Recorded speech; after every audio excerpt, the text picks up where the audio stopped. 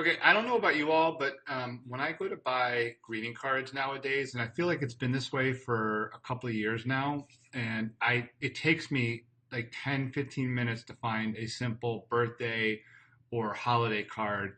Why? Not because there's not a ton of cards to pick from, but because most of the cards now, when you open them up and look what's inside, it's like two full pages of nonsense or one full page. And personally, I like to have just like for a birthday card, I want happy birthday. Hope you have an amazing day. If it's customized to like a niece, a nephew, a father, mother, brother, whomever, that I look for that. And then I just want a couple of words or statements in there.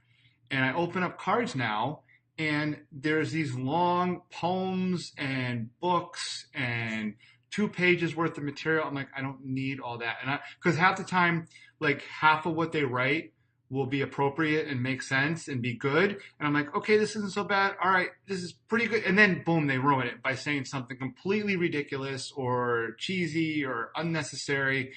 And I just shake my head. I'm like, I can't believe this. I don't want this card now. So thankfully, when I was looking at the birthday cards, after like 10 minutes, I was able to find a couple of relatively plain ones that just say happy birthday, hope you had an amazing day. Because then I actually write. I mean, when I'm writing or giving a card to somebody, I like to write notes and say what I want to say. I don't need some card writer. All due respect to your profession, but I don't need somebody else saying it for me. So I was going to make a suggestion. This was just the other day, and I did get my birthday cards, but I also picked up some really simple, small Christmas cards. And I know a lot of you out there have families and kids and dogs, and you're going to computer generate pictures that send out 50 cards to a bunch of friends and family, which is fine. And it's the same card to everybody.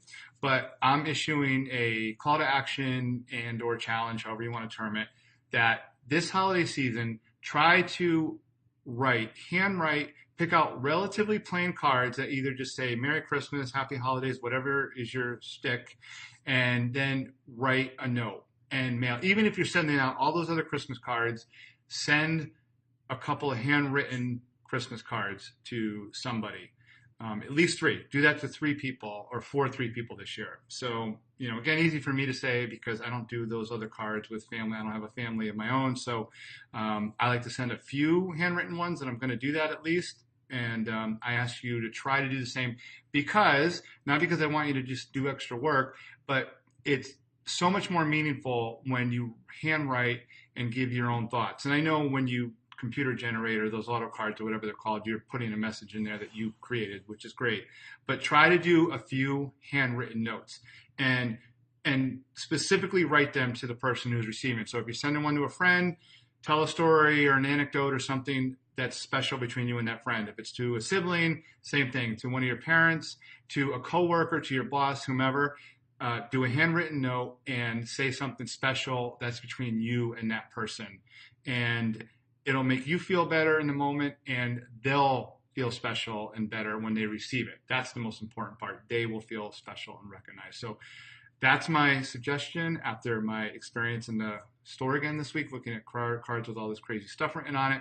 Just get simple cards, handwrite a few notes, do three of those, and they'll work out great.